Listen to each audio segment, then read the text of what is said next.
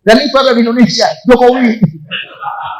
Jokowi menerima kekuasaan itu 2 periode, membuat Indonesia seperti negara penjajah, menjajah bangsanya sendiri, menjajah negara-negara lama. Saya berbicara banyak dengan para raja sultan, mereka sakit hati. Dia bertanya kepada saya, Dr. Mulyadi, bagaimana caranya kami merdeka, memisahkan diri dari Indonesia tanpa setetes darah tumpah. Dia mau cerai dari Indonesia, Pak. Namanya teori nyanyian kodok. Salah satu dalilnya di situ saya sebutkan bahwa ketika orang-orang baik berdatangan, maka orang-orang jahat bepergian. Dan ketika orang-orang jahat berdatangan, orang-orang baik bepergian. Sekarang apakah resmi pengganti Jokowi ini adalah orang-orang baik? Kalau dia orang-orang baik, dia akan panggil kita. Bukan dia musuh kita, Pak.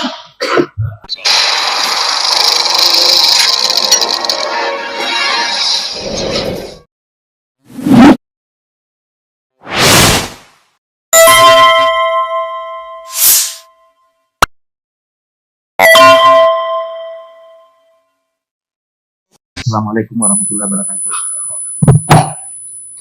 Kesehatan saya sudah membaik, ya, sudah kira-kira 85%. Ya, jadi kalau ada yang kurang, tolong dimaafkan. Malam ini saya tidak berbicara bahwa Jokowi itu adalah presiden terburuk yang pernah dikirim oleh Pak Bumi.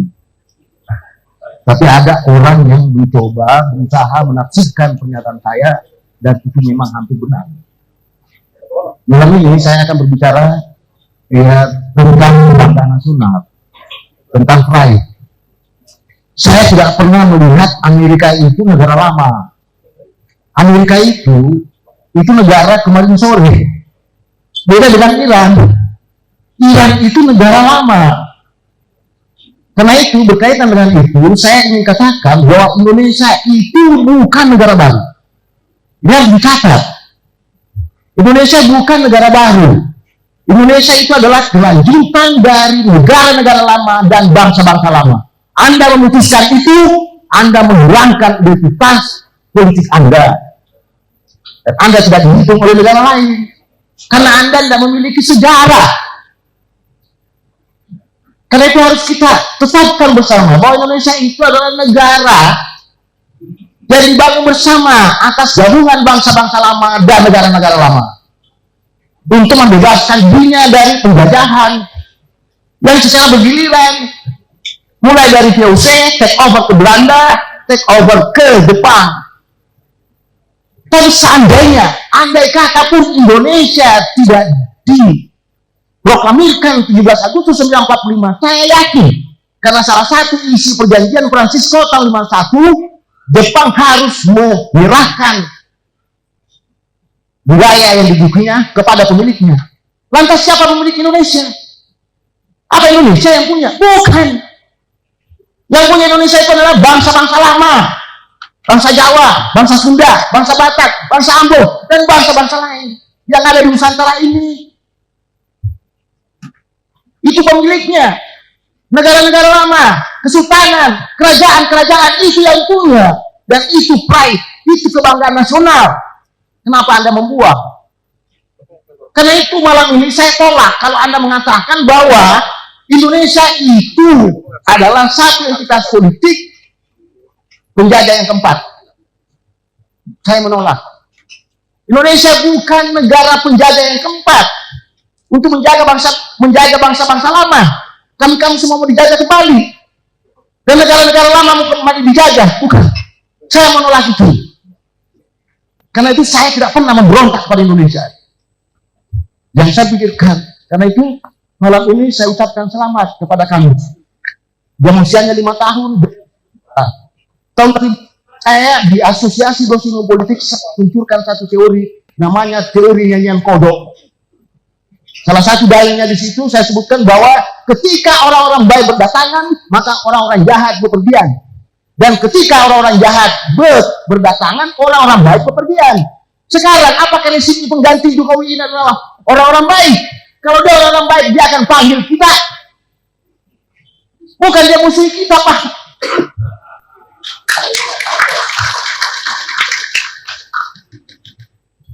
Ketika orang-orang baik berdatangan, maka orang-orang jahat bepergian. Saya harus katakan, coba bayangkan Pak, Tuhan pernah menawarkan kekuasaan itu kepada seluruh penghuni alam semesta. Siapa yang mau berkuasa? Kata Tuhan. Tidak satu pun makhluknya yang mau menerima kekuasaan itu. Kenapa? Karena Tuhan sendiri tidak pernah pakai kekuasaannya itu, sifatnya untuk berkuasa. Ingat, saya pelajari baik-baik betul itu. Nabi Muhammad diperjalankan dari perjalanan yang tidak masuk akal, tapi rasional. Itu menggunakan sifat sucinya Tuhan, bukan sifat kekuasaannya. Bukan maha kuasa Tuhan memperjalankan Muhammad, tapi yang maha suci Muhammad, maha suci Allah memperjalankan. Itu kesucian yang dipakai itu. Nah Tuhan menawarkan coba berkuasa, ditolak semua. Tapi ada satu penghuni alam semesta yang menerima itu. Siapa itu? Manusia. Dan itu ada di Indonesia, Jokowi. Jokowi menerima kekuasaan itu 2 periode, membuat Indonesia seperti negara penjajah, menjajah bangsanya sendiri, menjajah negara-negara lama. Saya berbicara banyak dengan para raja sultan, mereka sakit hati. Dia bertanya kepada saya, Dr. Mulyadi, bagaimana caranya kami merdeka, memisahkan diri dari Indonesia tanpa setetes darah tumpah. Dia mau cerai dari Indonesia, Pak. Tapi dia tidak mau ada korban. Saya tahu jawabannya, tapi saya tidak mau memberikan solusi. Jangan sampai dia praktekkan, karena saya masih cinta Republik ini. Itu yang saya sampaikan, Bapak Ibu. Itu perspektif teoritis, saya sampaikan tadi. Sekarang perspektif empiris. Teori yang saya bangun, oligarki kembar 3, fakta di lapangan. Bahwa rezim pasca reformasi, Bapak Ibu, itu hanya diisi oleh 3 jenis oligarki. Pertama, oligarki politik, itulah yang kita sebut badut. Ada penguasa kita, pemimpin kita diketawai, diejek, gitu kan. Jadi hinaan dia kan. Yang kedua, sekelompok orang yang menguasai sumber daya manusia, sumber daya alam, sumber daya buatan. Ini oligarki ekonomi ini yang saya sebut bandar politik. Yang ketiga ini, di era Orde Lama saya rasakan itu yang jadi bandit politik itu hanya aparat. Sekarang yang banyak mewarnai rezim ini, rezimnya Jokowi itu para intelektual itu.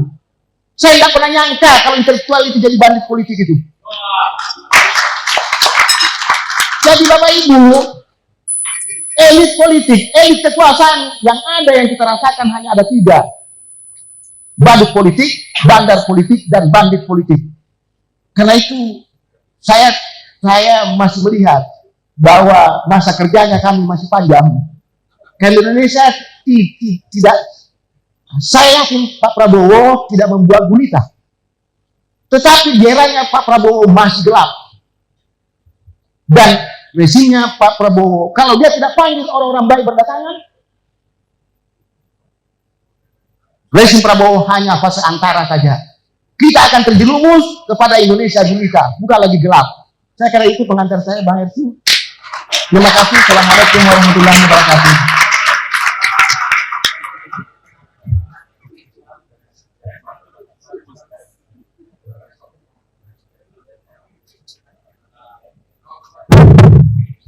Oke, kami silakan untuk kembali ke tempat. Ini memang otomatis kita berpos untuk orang bicara ini.